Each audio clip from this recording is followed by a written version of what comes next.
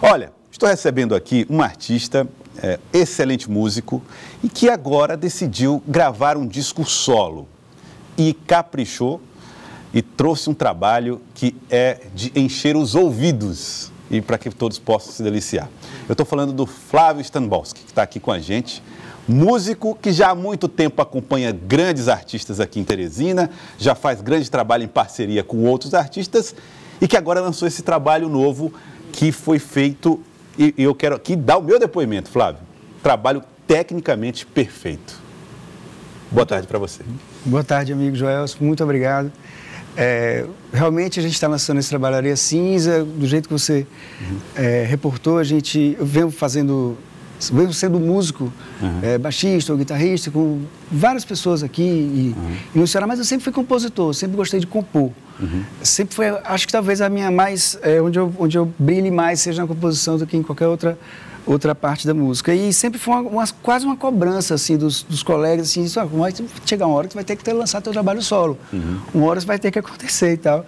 E eu esperava, assim, alguma conjuntura que eu achasse interessante e ela chegou e tá aí o disco. E o Areia Cinza, Flávio, você sempre foi um músico que buscou a perfeição, um pesquisador mesmo, gostava de ouvir muita coisa. E agora você vem com um trabalho autoral que segue esse rigor técnico e também uma certa coerência com a história das composições. Como é que foi elaborar, reunir aquele grupo de profissionais tão qualificado para fazer o trabalho Areia Cinza? Que pergunta maravilhosa, Jorge. Cara, a resposta é planejamento. Planejamento. A gravação de um disco é feita de fases. Você tem uma fase de composição, depois você tem uma fase de arranjo daquele.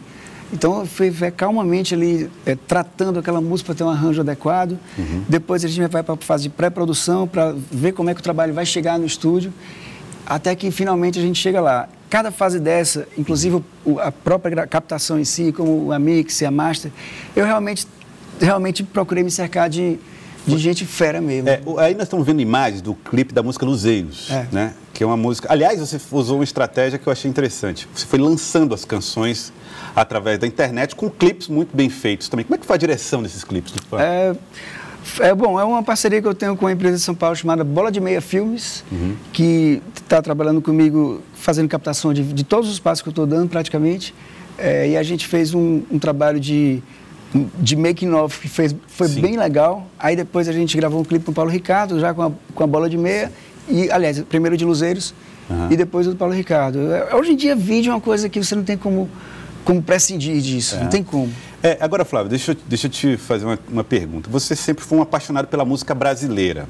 E quando se falava, por exemplo, na possibilidade de um disco próprio de Flávio Stanbolski, eu sempre achei que haveria muito de MPB em função da paixão que você nutre por esses artistas, a admiração que você sempre nutriu.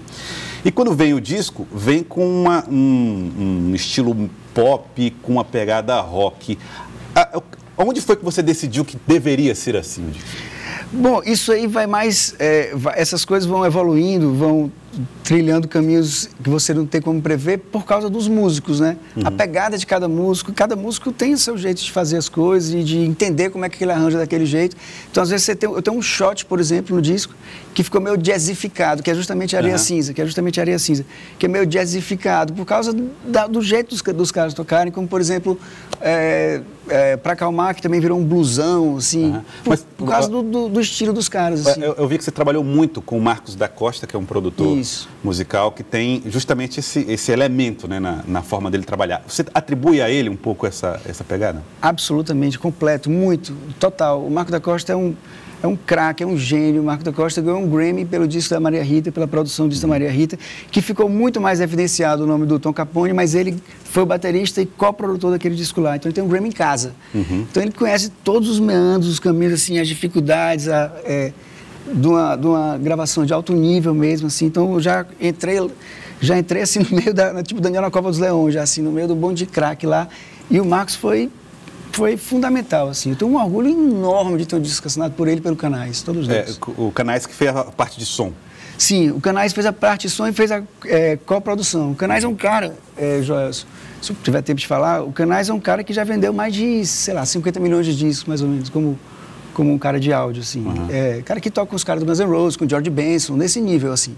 Então, realmente só fera ali que estava me ajudando ali. Durante a produção do disco, o Marcos da Costa falou a respeito da interação com os músicos piauienses que você levou para São Paulo para gravar o Areia Cinza. Como é que foi esse intercâmbio? Que tipo de som você define que saiu desse encontro? Outra pergunta maravilhosa também. Eu levei um guitarrista aqui, que é o André de Souza, que não é um guitarrista, é um super artista, que é o André de Souza. Levei um batera de Fortaleza chamado Dandan, e a gente fez uma simbiose com outros músicos de lá. O Marco da Costa, baterista. Fizemos um trabalho muito de piano com o Rubem Cabreira, que é paranaense. E aí esses sotaques, assim, foram meio que se misturando e dando uma cara, assim, até meio, sei lá, world music, assim, como já me falaram pro álbum, assim. Nem tanto ao sertão, nem tanto a urbis. Exatamente. Digamos assim, uma coisa meio ali no meio do caminho. Deu para sentir muito isso mesmo. Agora, eu queria mostrar, o disco, aliás, começa surpreendendo. Se você for ouvir o disco todo, já começa com uma surpresa que você vai recitando, né?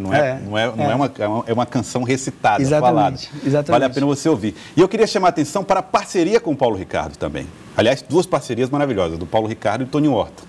A do Paulo Ricardo gravando uma canção que foi muito sucesso, com o grupo, com a turma do Clube da Esquina, né? O Feira Moderna. E você está vendo imagens do clipe. Como é que foi o encontro com o Paulo Ricardo, Flávio? Bom, na verdade, o Paulo veio antes da gravação, né? Eu já o conhecia e ele sempre teve um carinho muito especial por mim. Sempre teve. Ainda bem. E aí, ele me mostrou alguns caminhos, pessoas, e me deu muita dica. Eu diria até que ele foi quase uma consultoria, assim, um carinho, um interesse muito grande. Eu pedi para ele, eu ofereci uma música para ele fazer comigo, e ele disse, cara, eu posso demorar a fazer isso, porque eu tenho que entender como é que é teu disco e tal. Mas quando ele viu que tinha Feira Moderna no meio, aí ele, não, cara, eu quero fazer Feira Moderna, esse som tão ótimo. Aí a gente foi e fez essa gravação que foi um super encontro. Já o Toninho Horta foi... mas você perguntou do Paulo, né?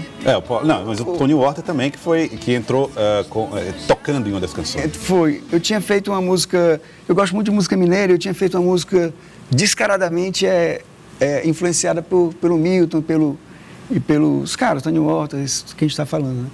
E aí o meu produtor chamou o Toninho para gravar uma música, ele gravou 3. Ele acabou inexplicavelmente, assim, muito além dos meus sonhos, contribuindo substancialmente pelo disco, porque tem 3 de 10, assim, então tem muita coisa do Toninho Horta lá no trabalho, que eu nem esperava que isso acontecesse. Olha, por esses e outros motivos, não só por esses, mas por todos os motivos que nós falamos aqui, esse disco merece ser ouvido por você. E eu quero parabenizar você, Flávio, por ter demorado, talvez, a lançar o seu primeiro disco solo, mas ter começado com este trabalho, que é formidável. Hoje vai ter o lançamento aqui em Teresina. Exatamente. Hoje a gente vai estar lá no Teatro 4 de Setembro, às 19h30, com a banda de Fortaleza, veio todo mundo de lá, mas vieram 6 pessoas de lá, 2 guitarristas, teclado, baixo sou eu. E aqui em Teresina eu vou ter participação o tempo todo, full time, do André de Souza, que é o arranjador do disco, e do Lívio Nascimento, guitarrista. É um espetáculo de música. Vale a pena. Vale a pena. A partir de que horas? 19h30 com entrada franca. 19h30, entrada franca, Teatro 4 de Setembro. Vale a pena você ver o lançamento do disco Areia Cinza, o lançamento do disco solo de Flávio Stambolski. Prazer em encontrá-lo. Prazer, querido. Um abraço. Obrigado, querido. Felicidades, Flávio.